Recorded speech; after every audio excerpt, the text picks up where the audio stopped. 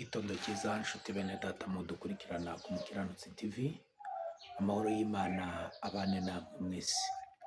Tubaye ikaze mwebwe mwahisemo kudukurikira hano kuri iyi cano y'Umukiranutsi TV. Ni iyawe, ni iyanjye, ni iyacu.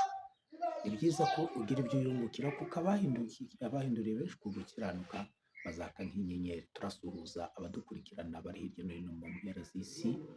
Imana ibahe umugisha mu izina rya Yesu. Imana ibahe umugisha mwebwe mwakanze subscribe, mwemeye kudukurikira ndetse no kubana natwe, abari muri Amerika, abari mu mpera z'isi agiye hatandukanye. Mwese tubahaye ikaze. Umwami Imana nabaha umugisha, abagiriye neza, abamurikishirize mu maso hayo. Imana yacu data wa twese ibahe umugisha mu izina rya Yesu. Ni mwene so Theobald. Wakwibaza ngo muri iki gitondo nzanye iki? Impamvu nje nambaye kino gikoti, hanze harakonje, hameze nabi, imvura yarayigwa, hameze nabi cyane. Ariko icy'ingenzi ni icyo nkuzaniye. Nje kuvuga ibimenyetso icumi byerekana ko twasohoye mu minsi y'imperuka. Kandi ikibazo ni uko abantu tutabizi. Iyo bavuga iminsi y'imperuka, ni uko n'ibihe bigenda bihinduka kandi mu buryo budasanzwe. Ikimenyetso cya mbere kigaragaza ko twasubiye mu minsi y'imperuka kiravuga ngo ni intambara n'amakimbirane akomeye. Ni intambara n'amakimbirane akomeye. Ikimenyetso cya mbere kiravuga ngo ni intambara n'amakimbirane akomeye. Iyo urebye usanga isi aho igeze, usanga igizwe n'intambara muri ino minsi y'amakimbirane. Abana bari kwica ba se, ababyeyi bakica abana bakihakana ababyeyi nabo bikaba gutyo. Ni ubugome, ni amakimbirane, ni intambara. None baravuga ngo ikizaba kivugwa ni intambara ndetse n'iby'intambara. Iyo urebye wabisanga muri Matayo 24:6.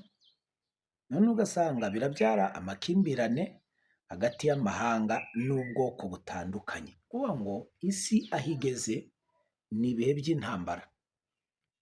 Ni ibihe muri kumva intambara mu bihugu bitandukanye, kumva ngo Ukraine n'Uburusiya, kumva ngo Kongo n'ubwoko bw'abakongomani, kongera bihakana bigashora intambara, amahanga gutyo ni intambara. Isiraheli n'iyo za Palestine ugasanga bari kurasana, n'ibihe bikomeye na za Iran. Rero ni ibihe by'intambara bitandukanye kandi bitwegereza imperuka. Ikimenyetso cya kabiri kigaragaza ko twasohoye mu minsi y'imperuka kiravuga ngo ni ibyorezo n'amapfa. Iyo bavuga ibyorezo n'amapfa abantu barabyumva, si nk'isi muri rusange. Imyaka itambutse twagize ikintu cyitwa coronavirus, cyaje kica abantu, kimara isi n'amahanga. Rero ni ibyorezo n'amapfa. Ibyorezo by'indwara zitandukanye, inzara, ubukene bikwirakwira mu bice bitandukanye by'isi. Iyo urebye rero wabisanga muri Matayo 21:11. Ni intambara n'amapfa. Intambara zirahari, amapfa arahari. Ubukene bwugarije abantu benshi, ni amapfa aratandukanye. Abantu basigaye bahinga ntibirirwe bagera no mu byo bahinze kubera ko amapfa yabaye menshi. Rero amapfa ni menshi, intambara ni nyinshi, ibyorezo ni byinshi. Ahubwo abantu dukwiriye kumenya igihe turimo, hanyuma tukamenya kugendana nabyo kuko ntaho twabihungira. Icya gatatu kiravuga ngo ni imitingito myinshi n'ibiza. Hazabaho imitingito myinshi ahantu hatandukanye. Matayo 24:4. Iyo bavuze imitingito abantu barabyumva cyane n'ibiza. Nk'uko bitandukanye mu minsi yashize mwumvise ibintu byitwa ibiza, abantu bari gupfa, amazu ari kumanagurika kubera imitingito n'ibiza. Rero abantu nitumenye icyo gukora, ni ugusenga, ni ukwegera Imana kuko iminsi y'imperuka idusohoreyeho. Ikimenyetso cya kane kigaragaza ko twageze mu minsi y'imperuka ni ubwiyongere bw'ubugome no kutamenya Imana. Abantu bazaba bakunda amafaranga, bakunda ubwibone, abikunda gusa bazaba banikunda badakunda ukuri. Timoteyo wa kabiri ibice 3 umurongo wa 1 kugera kuri 5. Ubwiyongere bw'ubugome no kutamenya Imana. Niba hari ikintu kigwiriye, niba hari ikintu kiriho, ni ubugome bwabaye bwinshi, ni amakimbirane agenda aba menshi yiyongera. Ubwiyongere, iyo bavuga kwiyongera, ni ibihe biba bitandukanye ariko biza n'ubundi bikurikiranye. Rero ubugome bugenda buhindura isura, aho umuntu ashobora kukwanga atakuzi, umuntu akakugambanirana, mugasengana ari umugoma, ari umurozi, mugasengana ariko ari umugambanyi, atakwifuriza ibyiza, mukabana ariko akugenza. Rero ubwiyongere bw'ubugome buzagwira. Imana idufasha. Ikimenyetso cya 5 kiravuga ngo ni ugukonja k'urukundo. Urukundo ruzakonja. Bavuze ngo urukundo ruzakonja. Iyo bavuze ngo urukundo, ngo gukonja k'urukundo, ni urukundo rwa benshi ruzakonja bitewe n'ubugome bwinshi. Matayo 24:12. Iyo bavuze ngo urukundo rwa benshi ruzakonja, niba hari ikintu abantu dukennye muri iyi minsi, ni urukundo. Urukundo ruhebuje byose kuba ingenzi. Rero abantu ntitugikundana, ahubwo ubugome nibwo bugenda bwiyongera, urukundo rukagabanuka. Rero nacyo kimwe mu bimenyetso bigaragaza ko umuntu yageze mu minsi y'imperuka, ko yamusohoreyeho, ni uko urukundo rukonje, rugenda ruva mu buhoro buhoro buhoro buhoro buhoro. Icya 6 kigaragaza ko twageze mu minsi y'imperuka, kigaragaza ibimenyetso by'imperuka ko twayisohoyemo, no kubwiriza ubutumwa bwiza ku isi yose. Iyi nkuru nziza y'ubwami izabwirizwa mu isi yose, hanyuma imperuka iboneze. Matayo 24:14. Kuvuga ngo kimwe mu bimenyetso bigaragaza ko twasohoye mu minsi y'imperuka, amadini azaba menshi. Abanyarwanda turabizi ko yari amaze kuba menshi. Wateraga intambwe 10 ukumva idini, watera intambwe 10 ukumva idini. Uretse ko leta yabihagurukiye, ubu ni hatari. Ariko ngo ubutumwa bwiza buzagwira isi yose, bazabanza babwirize. Nta gihugu kitarabwirizwamo ubutumwa. Ubu butumwa ni bwinshi ku masosho media, ni ubutumwa. Uhageze uhasanga ijambo ry'Imana, abantu baragendana Bibiliya muri telefone n'ibitabo by'indirimbo, yewe ntacyo tuzireguza. Icyo rero ni kimwe mu bimenyetso bigaragaza ko dusohoye mu minsi y'imperuka. Ikimenyetso cya 7 kigaragaza ko dusohoye mu minsi y'imperuka, ngo ni ukurenganywa kw'abera. Abizera bazangwa, bafungwe, banicwe bazira izina rya Yesu. Matayo 24:9. Umwami Imana adufashe. Hano ngo abizera bazangwa, bafungwe. Ibi si ibitangaza, yewe akarengane kazaba kenshi mu minsi y'imperuka. Gufunga uzira ijambo ry'Imana, urenganywe, wicwe, gutotezwa, gufungwa mu magereza uzira ijambo ry'Imana.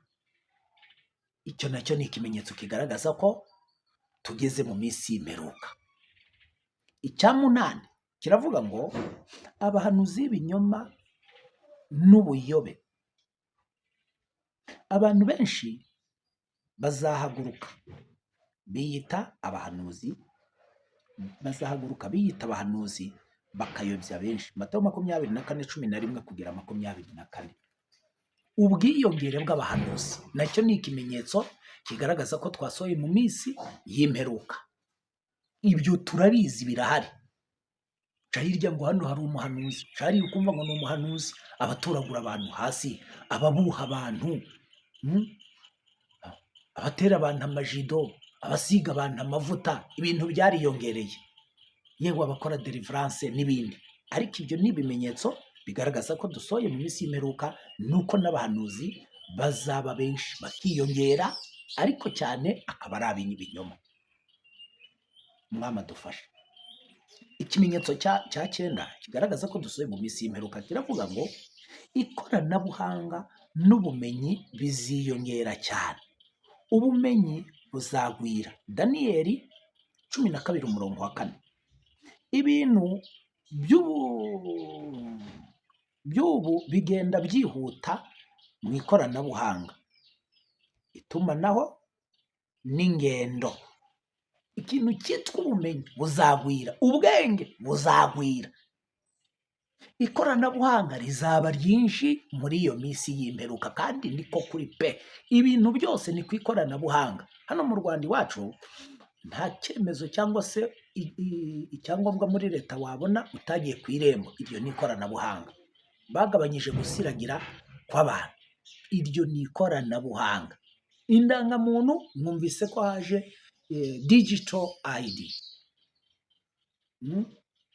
indangamuntu z'ikoranabuhanga, ndetse n'ifaranga ry'ikoranabuhanga, digital currency. Rero ibyo ni ibimenyetso bigaragaza ko dusohoye mu minsi y'imperuka.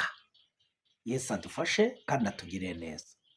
None rero ngo n'ingendo zizaba nyinshi, ikoranabuhanga n'ubumenyi nabyo bizaba byinshi cyane.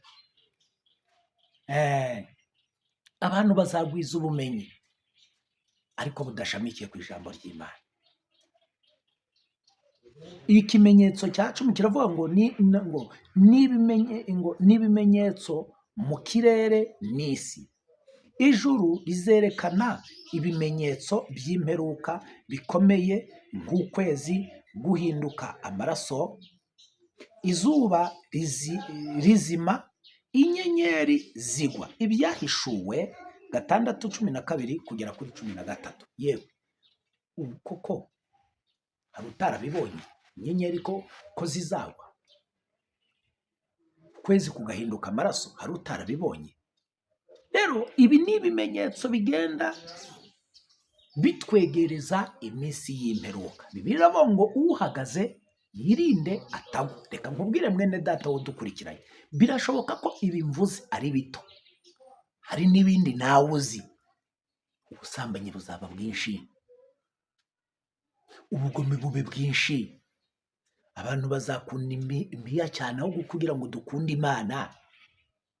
Ibyaha biziyongera, abantu tuzaba tutacyumva, nta kugirwa inama, kubera ko ubwenge bwa benshi buzaba bugwira. Hambara n'ibyorezo, amakimbirane n'ubugome, ntawe uzaba ukigirira impuhwe mwene se. Ibyo ni ibimenyetso bigaragaza ko tugeze mu minsi y'imperuka. Rero reka nkubwire ngo uhagaze yirinde atagwa. Imana iguhe umugisha mu izina rya Yesu, amen.